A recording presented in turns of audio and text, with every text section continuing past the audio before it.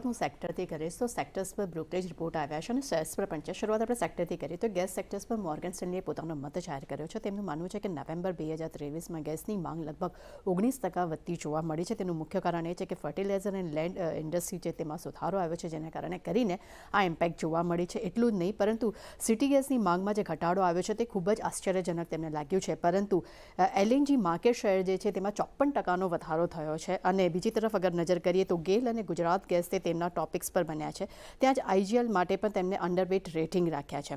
ત્યારબાદ નજર કરીએ ગોદરેજ કન્ઝ્યુમર પર આઈસીઆઈસીઆઈ સિક્યોરિટીઝનું મત જાણશો. તેમને અહીંયા રેટિંગ અપગ્રેડ કરીને ખરીદારીની સલાહ આપી છે. લક્ષ્યાંક તેમને વધાર્યા છે. તેમને ₹1050 પ્રતિશતથી વધારીને ₹1250 પ્રતિ શેર કર્યા છે.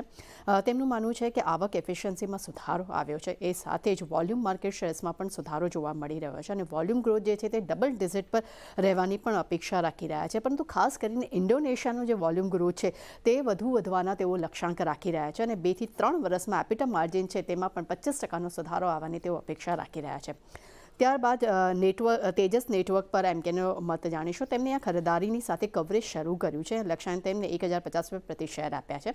તેમના મતે FY 24-28 માટે ઓર્ડર બુક જે છે તે 29,200 કરોડ પર પહોંચવાના લક્ષ્ય છે. સાથે જ આવક અને આબેડા જે છે તે 30,000થી લઈને 6,000 સુધીનો જે લક્ષ્ય છે, કરોડનો લક્ષ્ય જે છે તે હાંસલ થવાની પણ તેઓ અપેક્ષા રાખી રહ્યા છે. ત્યારબાદ બાર્બેક્યુ નેશન પર મોતીલાલ ઓસવાલનો મત જાણશો. અહીંયા તેમને ન્યુટ્રલ રેટિંગ આપ્યા છે. લક્ષ્યાંક તેમને ₹690 પ્રતિ શેર આપ્યા છે.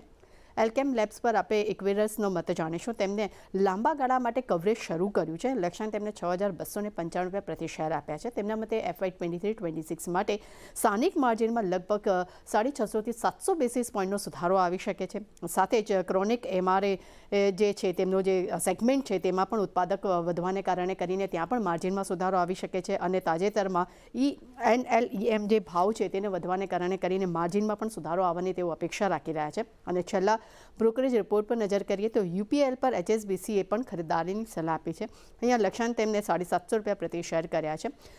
બોર્ડે જે રાઇટ્સ ઇસ્યુ દ્વારા 4,200 અને 4,200 કરોડને જે ફંડ એકત્ર કરવા માટે મંજૂરી આપી છે તેનું પોઝિટિવ ઇમ્પેક્ટ જે તે શેર પર જોવા મળી શકે છે. અને FY 25 માટે PE જે છે તે લગભગ 8.6 ગણા વધવાની તેઓ અપેક્ષા રાખી રહ્યા છે. એટલે ઓવરઓલ ખાસ કરીને જેટલા પણ બ્રોકરેજ રિપોર્ટ આવ્યા છે અને જેમાં ખાસ કરીને સેક્ટર પર જે આવ્યા છે તેના પર આજે આપણે ખાસ નજર રાખવાની રહેશે. એટલે ઘણા મહત્વના બ્રોકરેજ રિપોર્ટ છે, આજે એના પર તો નજર રાખીશું. આભાર તૃપ્તિ, અમારી સાથે જોડાવા બદલ ને આ બ્રોકરેજ રિપોર્ટ શેર કરવા બદલ.